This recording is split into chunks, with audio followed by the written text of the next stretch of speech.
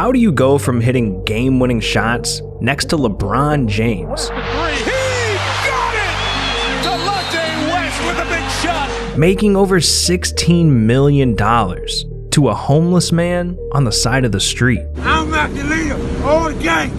This is Delonte West's story.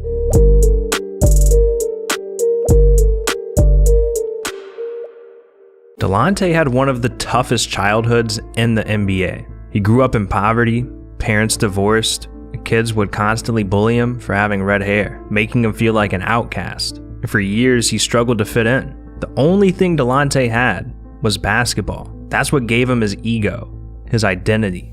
And as a kid, it was the only thing that made him happy. But when Delonte turned 12, he suffered his first devastating injury, and it left him sidelined for months. This was the first time he wasn't able to drown out his thoughts with basketball, and he spiraled into a deep depression. His mom saw he was struggling and decided it'd be best for him to live with his dad for a bit, but this only made things worse. His dad couldn't care less about what he was going through, and his new school was full of kids that were bad influences, opening the door for him to start experimenting with prescription drugs and alcohol. It wouldn't be until his leg injury healed that Delonte could feel somewhat normal again, back to distracting his mind with basketball. And by the time he got to high school, he ended up turning into a star athlete, averaging over 20 points a game. It was obvious this kid had all the talent to make it to the NBA. Then in college, he took things to another level. During his junior year, Delonte and Jameer Nelson, a future NBA player as well, were known as the best backcourt in basketball, and they torched through the regular season. Delonte was averaging 19 points a game, and the two stars led the St. Joseph Hawks to a 30-2 record. This officially put Delonte West's name on the map. With the 24th pick in the 2004 draft, it became official. The Boston Celtics selected Delonte West, and he accomplished his childhood dream. But as quick as things went up for Delonte, they began crumbling down. Injuries derailed his first few years in the NBA, and it wouldn't be until a trade in 2008 that the world would really get to know him, for good and bad. Delonte was traded to the Cleveland Cavaliers, giving him the opportunity of a lifetime, playing with LeBron James as the Cavs' starting point guard. This was the moment he was waiting for. But his years with the Cavs would also be filled with controversy. It started with him lashing out at teammates during the preseason, which made the Cavs force Delonte to take a break and talk with a doctor. And he ended up being diagnosed with bipolar disorder. This meant Delonte would have extreme emotional highs and lows. So he started taking medication, talking to professionals, and learning to live with this. But that was just the beginning of his troubles. Behind the scenes, Delonte had a secret life that no one knew about. In September 2009, he was arrested while riding through DC on his motorcycle. He was pulled over and had 3 different guns on him. And with that, Delonte's name was in headlines everywhere, and people started questioning what was going on in his life. He ended up getting a slap on the wrist, sentenced to 8 months of house arrest, 2 months of probation, and 40 hours of community service. Then the following season, Delonte was involved in a controversy that not only left a stain on his legacy, but also LeBron's. The Cavs went into the 2009-2010 playoffs with the best record in the NBA. And LeBron was on a mission to get his first ring. But after going up 2-1 in the semifinals against the Celtics, the Cavs lost 3 straight games and were knocked out. LeBron went from an MVP player to disengaged. And sports shows immediately jumped on the story of LeBron's meltdown, trying to figure out what happened. And they uncovered something no one saw coming. Delonte West was sleeping with LeBron's mom, allegedly. Rumor has it, LeBron found out that Delonte was hooking up with his mom during the Boston playoff series, and it completely threw him off his game. And just like that, the two players became the biggest sports topic in the world. Then, to make matters worse, the Cavs decided to trade Delonte away to the Timberwolves, and they waived him immediately. He then went on to sign a 1-year deal for the 2010-2011 season with the Celtics, but he had the worst year of his career, so they dropped him faster than they got him. It seemed like everything was falling apart, but luckily, one more team was willing to give him a chance: the Dallas Mavericks. They saw some value in the years of experience he had playing alongside LeBron James. So, the Mavs signed Delonte to a 1-year deal for the 2011-2012 season. But this season was one of the most controversial in NBA history, and it put Delonte in a position he hadn't been in since his middle school days. The NBA officially went into a lockout during the 2011 offseason due to players and owners not being able to reach an agreement with the players' union. This meant no teams could sign or trade players, players weren't allowed to use team facilities, and no one was being paid. For the first time in Delonte's career, he wasn't getting a consistent paycheck, and it turned out he hadn't been handling his money well at all. Delonte and his family had a $1 million 8-bedroom mansion in DC, and he could barely afford that when he was getting paid. During the lockout, a water heater broke, and the family had to heat water up on a stovetop just to take a bath. The situation got so bad that Delonte, while being an NBA player, had to go get a job at Home Depot. Yeah, this guy literally worked at Home Depot during the lockout. He was disgusted with himself, and he wanted to get rid of anything that made him feel like a failure. So Delonte started selling every single piece of memorabilia he had. It got so bad that when Delonte couldn't find a buyer, he would just throw the memorabilia away, just trying to erase all the pain he was going through. This lockout was one of the most difficult times in Delonte's life, but luckily, it was short-lived. And by January 2012, the NBA was back in session, and Delonte still had an opportunity with the Mavericks. After hitting rock bottom, Delonte was given one last chance to turn things around. The only question now was, can Delonte actually bounce back?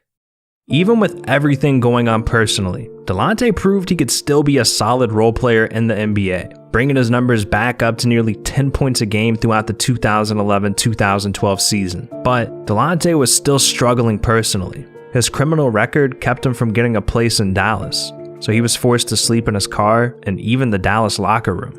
Luckily, he was working for a guy who seems to genuinely care about his people, Mark Cuban. And as soon as Mark heard about Delonte's situation, he went and got him a place approved.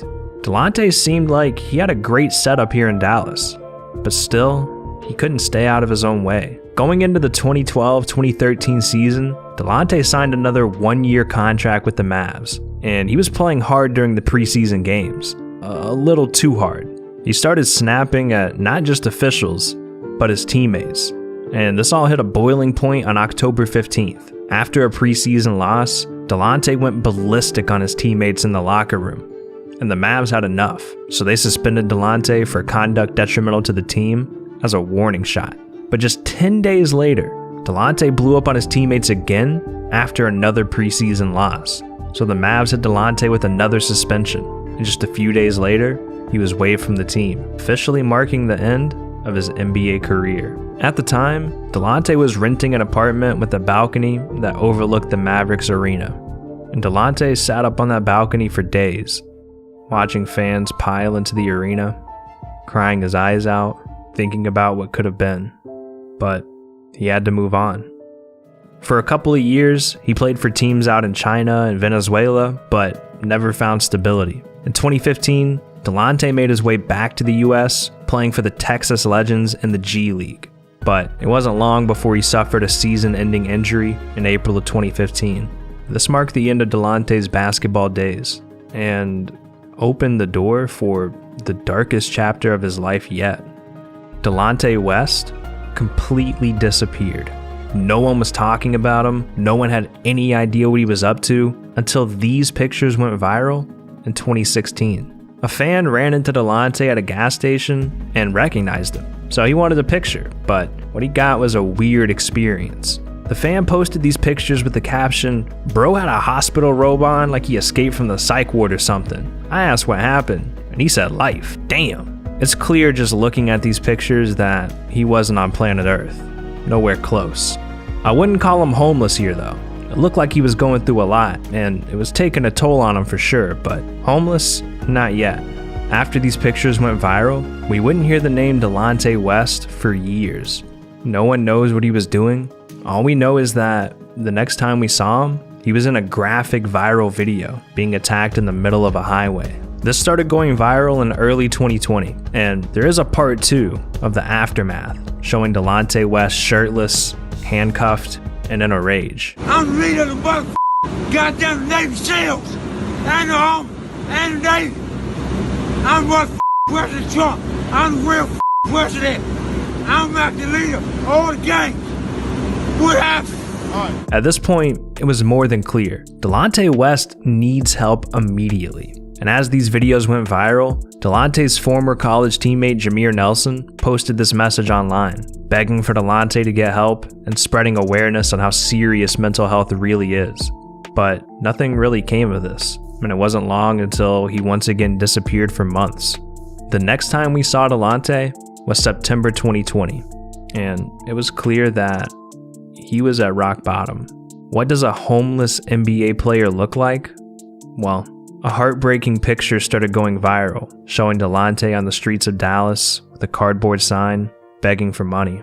This time, when Delonte went viral, things felt different. This picture took the internet by storm, and the NBA world started rallying together to try to get Delonte some help. Anyone and everyone that ever met Delonte was posting online, begging for someone to get him help or offering it. Even LeBron wanted to fly Delonte out to LA and offered to spend whatever money it took to get him back on his feet. But no one could find him. Every minute was important. It felt like it was a matter of time before things hit a point of no return. Thankfully, there was one more person trying to hunt Delonte down: Mark Cuban. Mark saw these pictures and videos go viral throughout 2020 as well. And as soon as he saw Delonte was in Dallas, he started making every call he could to try and find him. A few days went by, and Mark was able to get a hold of Delonte. They agreed to meet at a gas station in Dallas where Mark picked him up. Not long after, Mark confirmed with reporters that he did pick him up, saying, "I could just confirm that I found him and helped him. The rest is up to Delonte and his family to tell." And we didn't hear anything about Delonte for another month or so. Then, out of nowhere, Mark shared a couple of pictures and an update, saying, "Ladies and gentlemen, I present to you Delonte West. A long way to go, but he's taken the first steps and shared these with all of us as a thank you for the love and support." For the first time in years, Delonte looks alive and happy. And now it's being reported that Delonte has a job working for the same rehab center that he attended. From NBA player to homeless, this might be Delonte's last opportunity to save himself. Mental illness is hell. It's an internal battle that you have to live with forever. So if there's anything you take away from Delonte's story or this video, it's that it's okay to ask for help. In fact, Delonte getting in that car with Mark Cuban and accepting the help he needs, that's the strongest thing he's ever done.